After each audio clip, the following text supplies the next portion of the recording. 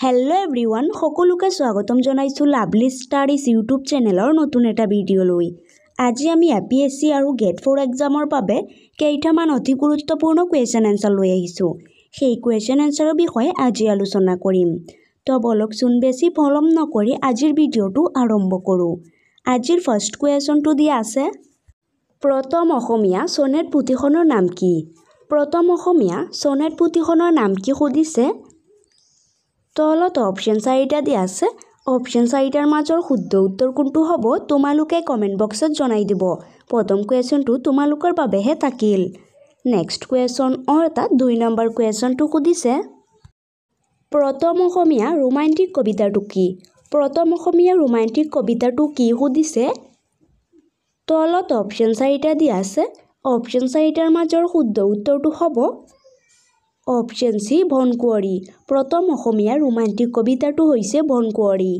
Next question অৰ্থাৎ 3 number কুৱেশ্যনটো সুধিছে, অসমৰ প্ৰথম দৈনিক বাতৰি কাকতখনৰ নাম কি? অসমৰ প্ৰথম দৈনিক বাতৰি কাকতখনৰ নাম কি সুধিছে। তলত অপশ্যন 4টা দিয়া আছে। অপশ্যন 4টাৰ মাজৰ শুদ্ধ উত্তৰটো হ'ব অপশ্যন ভি দৈনিক বাতৰি। অসমৰ প্ৰথম দৈনিক বাতৰি কাকতখনৰ নাম হৈছে দৈনিক বাতৰি। নেক্সট কুৱেশ্যন অৰ্থাৎ 4 নম্বৰ কুৱেশ্যনটো সুধিছে, বাংলা ছবিত অভিনয় কৰা প্ৰথম অসমীয়া শিল্পী কোন? বাংলা ছবিত অভিনয় কৰা প্ৰথম অসমীয়া শিল্পী কোন সুধিছে। তলত অপশ্যন 4টা দিয়া আছে। অপশ্যন 4টাৰ মাজৰ শুদ্ধ উত্তৰটো হ'ব অপশ্যন এ প্ৰমতেশ বৰুৱা। বাংলা ছবিত অভিনয় কৰা প্ৰথম অসমীয়া শিল্পী হৈছে প্ৰমতেশ বৰুৱা। নেক্সট কুৱেশ্যন অৰ্থাৎ 5 নম্বৰ কুৱেশ্যনটো সুধিছে, উপন্যাসৰ আধাৰত নিৰ্মিত প্ৰথম অসমীয়া ছবিখনৰ নাম কি? উপন্যাসৰ আধাৰত নিৰ্মিত প্ৰথম অসমীয়া ছবিখনৰ নাম কি সুধিছে। তলত অপশ্যন 4টা দিয়া আছে। অপশ্যন 4টাৰ মাজৰ শুদ্ধ উত্তৰটো হ'ব অপশ্যন চি মনুমতী। উপন্যাসৰ আধাৰত নিৰ্মিত প্ৰথম অসমীয়া ছবিখনৰ নাম হৈছে মনুমতী। নেক্সট কুৱেশ্যন অৰ্থাৎ 6 নম্বৰ কুৱেশ্যনটো সুধিছে, অসমৰ প্ৰথমটো তেল শোধনাগাৰ কিমান চনত স্থাপিত হৈছিল? অসমৰ প্ৰথমটো তেল শোধনাগাৰ কিমান চনত স্থাপিত হৈছিল সুধিছে। তলত অপশ্যন 4টা দিয়া আছে। অপশ্যন 4টাৰ মাজৰ শুদ্ধ উত্তৰটো হ'ব অপশ্যন ডি 1901 চনত। অসমৰ প্ৰথমটো তেল শোধনাগাৰ ডিব্ৰুগড় তেল শোধনাগাৰ 1901 চনত স্থাপিত হৈছিল। নেক্সট কুৱেশ্যন অৰ্থাৎ 7 নম্বৰ কুৱেশ্যনটো সুধিছে, গুৱাহাটী বিশ্ববিদ্যালয়ৰ প্ৰথম অসমীয়া উপাচাৰ্য কোন আছিল? গুৱাহাটী বিশ্ববিদ্যালয়ৰ প্ৰথম অসমীয়া উপাচাৰ্য কোন আছিল সুধিছে। তলত অপশ্যন 4টা দিয়া আছে। অপশ্যন 4টাৰ মাজৰ শুদ্ধ উত্তৰটো হৈছে অপশ্যন বি কৃষ্ণকান্ত সন্দিকৈ। গুৱাহাটী বিশ্ববিদ্যালয়ৰ প্ৰথম অসমীয়া উপাচাৰ্য কৃষ্ণকান্ত সন্দিকৈ আছিল।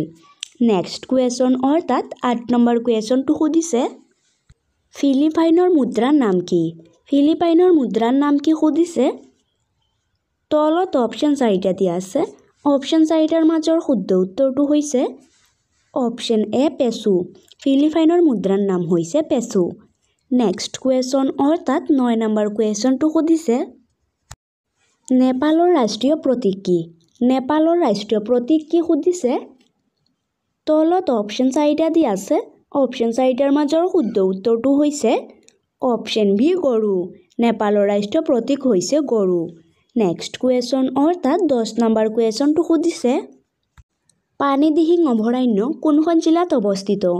পানীদিহিং অভয়াৰণ্য কোনখন জিলাত অৱস্থিত সুধিছে। তলত অপশ্যন 4টা দিয়া আছে। অপশ্যন 4টাৰ মাজৰ শুদ্ধ উত্তৰটো হৈছে অপশ্যন ডি শিৱসাগৰ। পানীদিহিং অভয়াৰণ্য শিৱসাগৰ জিলাত অৱস্থিত। নেক্সট কুৱেশ্যন অৰ্থাৎ 11 নম্বৰ কুৱেশ্যনটো সুধিছে, লাওখোৱা অভয়াৰণ্য কোনখন জিলাত অৱস্থিত? লাওখোৱা অভয়াৰণ্য কোনখন জিলাত অৱস্থিত সুধিছে। তলত অপশ্যন 4টা দিয়া আছে। অপশ্যন 4টাৰ মাজৰ শুদ্ধ উত্তৰটো হৈছে অপশ্যন এ নগাঁও। লাওখোৱা অভয়াৰণ্য নগাঁও জিলাত অৱস্থিত। নেক্সট কুৱেশ্যন অৰ্থাৎ 12 নম্বৰ কুৱেশ্যনটো সুধিছে, ৰাজ্য এখনৰ সাংবিধানিক মুৰব্বী কোন? ৰাজ্য এখনৰ সাংবিধানিক মুৰব্বী কোন সুধিছে। তলত অপশ্যন 4টা দিয়া আছে।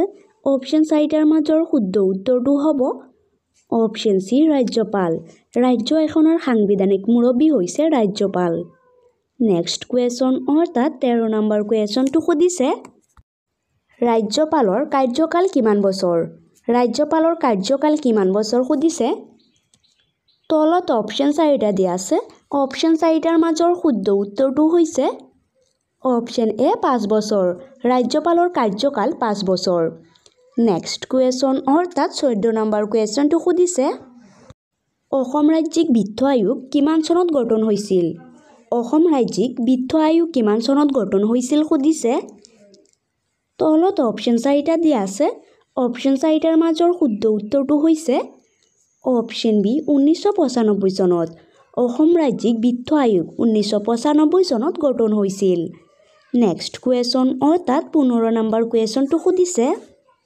উগ্ৰতাৰা দেৱালয় কোনে নিৰ্মাণ কৰিছিল উগ্ৰতাৰা দেৱালয় কোনে নিৰ্মাণ কৰিছিল সুধিছে তলত অপশ্যন 4টা দিয়া আছে অপশ্যন 4টাৰ মাজৰ শুদ্ধ উত্তৰটো হ'ব অপশ্যন চি শিৱসিংহ উগ্ৰতাৰা দেৱালয় শিৱসিংহই নিৰ্মাণ কৰিছিল নেক্সট কুৱেশ্যন অৰ্থাৎ 16 নম্বৰ কুৱেশ্যনটো সুধিছে কামাখ্যা মন্দিৰ কোনটো পাহাৰত অৱস্থিত কামাখ্যা মন্দিৰ কোনটো পাহাৰত অৱস্থিত সুধিছে তলত অপশ্যন 4টা দিয়া আছে অপশ্যন 4টাৰ মাজৰ শুদ্ধ উত্তৰটো হ'ব অপশ্যন এ নীলাচল পাহাৰ কামাখ্যা মন্দিৰ নীলাচল পাহাৰত অৱস্থিত নেক্সট কুৱেশ্যন অৰ্থাৎ 17 নম্বৰ কুৱেশ্যনটো সুধিছে কাৰেংঘৰ কোনজন স্বৰ্গদেৱে নিৰ্মাণ কৰোৱাইছিল কাৰেংঘৰ কোনজন স্বৰ্গদেৱে নিৰ্মাণ কৰোৱাইছিল সুধিছে তলত অপশ্যন 4টা দিয়া আছে অপশ্যন 4টাৰ মাজৰ শুদ্ধ উত্তৰটো হ'ব